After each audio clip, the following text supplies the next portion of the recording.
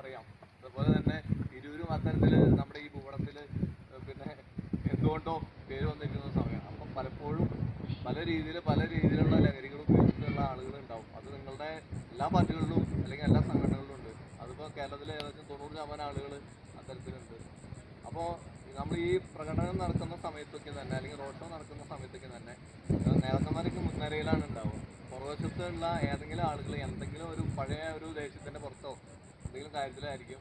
ഇപ്പം പിന്നെ ലീഗിൻ്റെ പ്രകടനമാണെങ്കിൽ ഒരു CPM-ൻ്റെ അല്ലെങ്കിൽ മറ്റേതെങ്കിലും BJP-യുടെ ഏതെങ്കിലും പാർട്ടിയുടെ പിന്നെ കലാപരിപാടികളൊക്കെ ഉണ്ടാവും. അപ്പോൾ എന്താ പ്രശ്നം എന്ന് വെച്ചാൽ ഈ പറയുന്ന ഇവിടെ ഒരു സംഘർഷം ഉണ്ടാകാൻ അധികം സമയം വേണ്ട.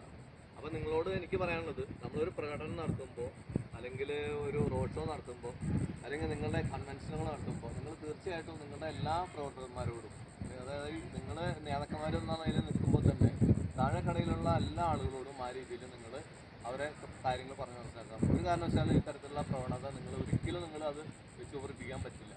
കാരണം വെച്ചാൽ ഒരു കാര്യത്തിലും പിന്നെ ഒരു പ്രശ്നമില്ലാണ്ട് വളരെ മാന്യമായിട്ട്